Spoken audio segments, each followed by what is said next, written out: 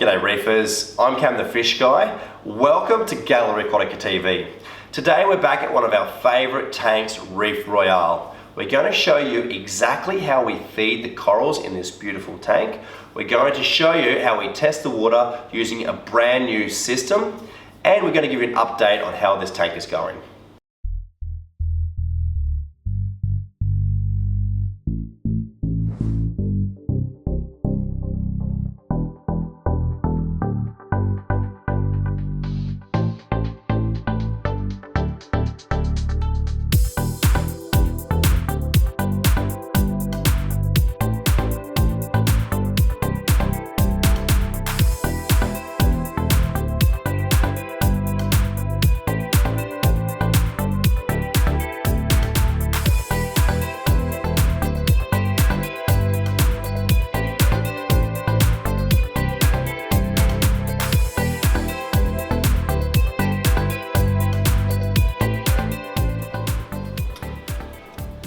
Reef Royale has been doing really well over the last few months, and that's largely because we've really increased the amount of coral feeding that we've been doing. Reef Royale is predominantly LPS corals. There's a lot of corals in this tank that rely on the nutrition that they get through feeding, and some of the examples of those corals are the Trachophilia, the Deschayesiana, the Fungia, the Heliofungia, and to a lesser extent the Euphilia and some of the SPS. So we're going to show you exactly how we feed the corals in this tank, but before we do that, we're just going to test the parameters, and we have a brand new system for doing that. It's really exciting, so let's have a look. This is our new system for testing the parameters of a reef tank. It's called the Waterlink Spintouch, and it's a brilliant system that effectively tests everything that we care about apart from salinity. So it tests calcium, KH, magnesium, nitrate, phosphate, as well as things we don't normally look at in established tanks such as ammonia and nitrite. Now the way that you use it is you fill a syringe with water from the tank, and the sample is then inserted into this disc, which we'll have a look at in a sec. The disc is inserted into the unit, and you then process the sample and it gives you a readout. So we'll start by taking our sample from the tank.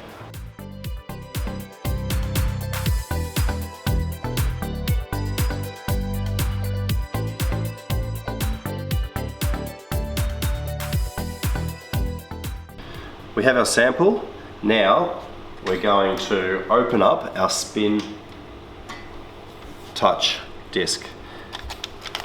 It's important that with these discs that you minimize the contact with the top of the disc.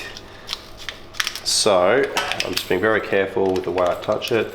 I normally leave it in the packet, and there's a tiny little hole which you insert the tip of the syringe into, like so, and you fill the disc with the sample up until a line which is probably going to be too hard to see on the camera. However, that's exactly where it needs to be. And the disc then goes into the spin test. This cover comes out, just goes in. Turn it on, and it is one button to start the test.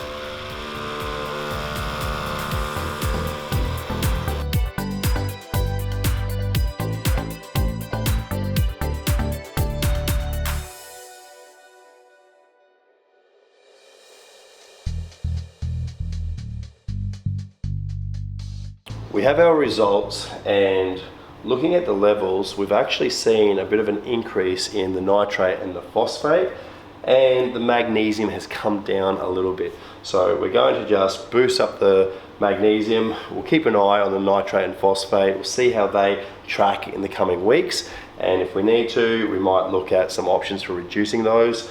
But the ALK is just where I want it. Calcium's okay, so the results are relatively good on this tank. So now we have our results. Let's have a look at how we feed the corals in this tank. When I feed the corals at Reef Royale, I always like to start by putting a bit of a taster in for the corals.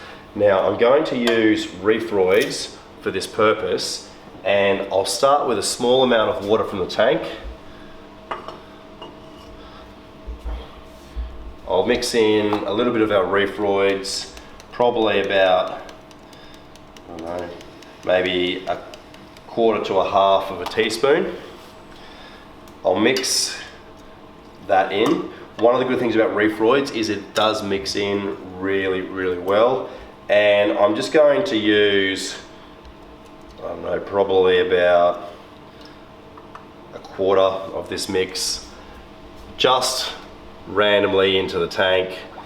And I haven't turned any of the wave makers off yet, but I like to put this in at the start so it gives the corals a bit of a taste for what's about to come, so that they can start their feeding responses, put out their tentacles and get ready for the feed, which is going to come in a couple of minutes. The next step for feeding Reef Royale is going to be to turn the wave makers off. We have 3 wave makers on this tank. We have 2 Nero 5s and we have a Gaia 130. Now with the Gaia, I'm going to turn it off manually up here, and the Neros are going to be turned off via the app.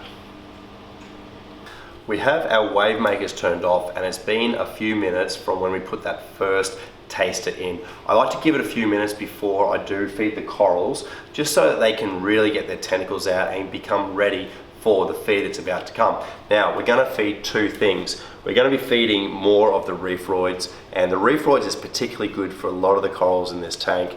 I use it for things like the fungia, acans, for the gonies in particular, but a lot of the corals in this tank will really appreciate the Reef Roids. Now the other food that we're going to be feeding is Vitalis. These are just Vitalis fish pellets. We normally feed the LPS pellets, but we're using what we've got today. And we're going to use these Vitalis pellets for a lot of the larger polyp corals. So the trachees, probably the heliofungias, the fungias and things like that. And we're going to be dropping them right into the mouths of the corals. So we'll give the tank a few more minutes and the corals a few more minutes to become ready to feed, and then we'll start feeding these foods.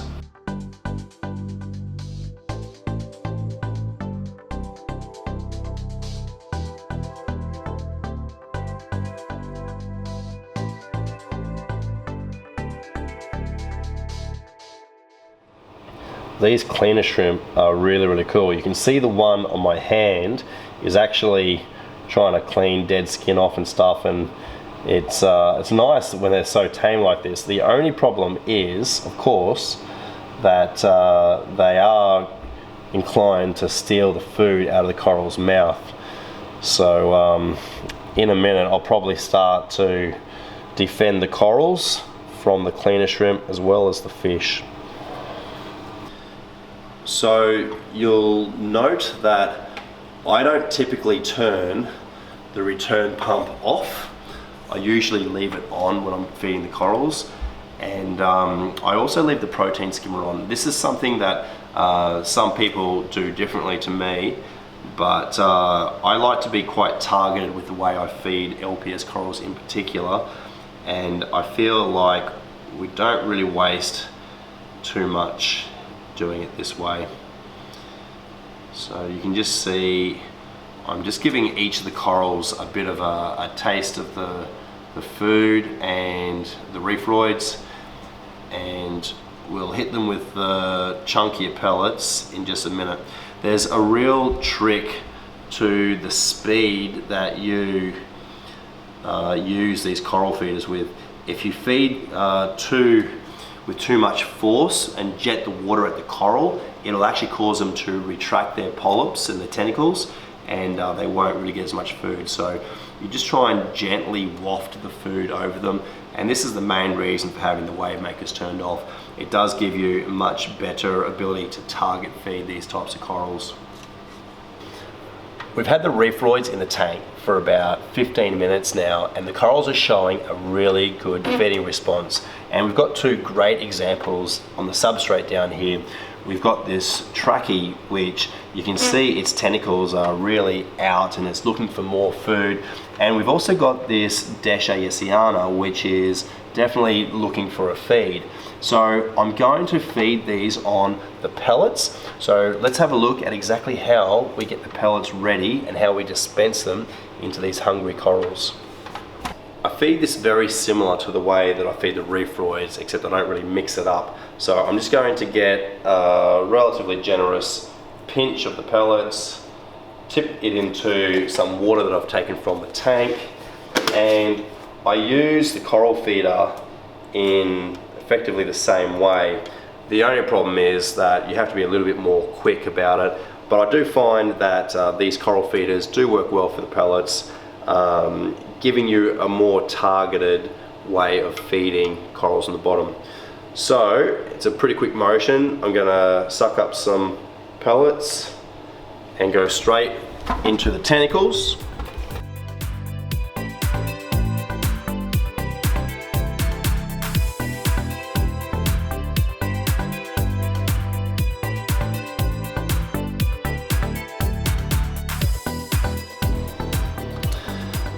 So we usually have a cover that we put over the corals to keep the fish out of the way, but it's a bit hard to use it in this tank because there's not a lot of space.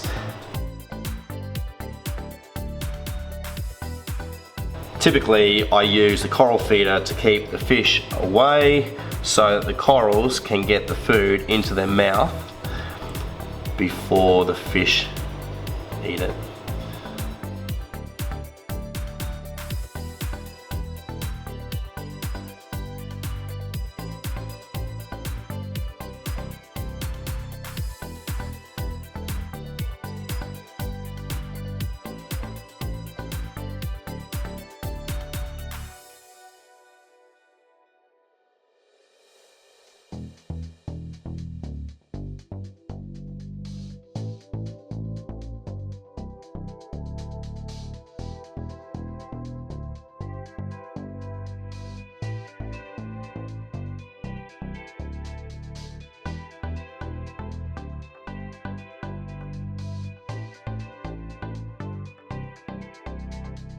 We've finished feeding Reef Royale for today, but I like to leave the tank for a good 10 or 15 minutes before I turn the flow back on, just so the corals can really get all the food into their mouth and ingest it before the flow starts again. Now, the way that we feed an LPS dominated tank like this is a little bit different to how we feed an SBS dominated tank. With an SBS dominated tank, I'm much more inclined to just broadcast feed the whole tank by squirting something such as Phytoblast into the wave maker, generally in the evening, and letting the corals pull the food out of the water column. With LPS tanks like this, I'm really more focused on getting the food right into their mouths. So that's our video on coral feeding at Reef Royale today. So we'll bring you more episodes of this beautiful tank in the future. Thank you so much for watching Gallery Aquatica TV. I'm Cam the Fish Guy. Happy reefing.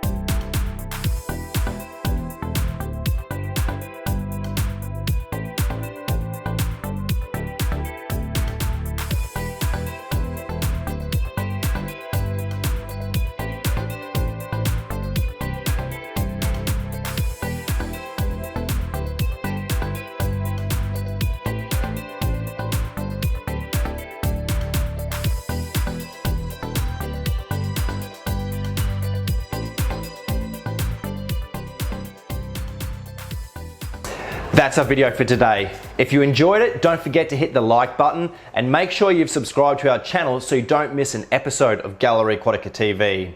Thank you so much for watching. I'm Cam the Fish Guy. Happy reefing!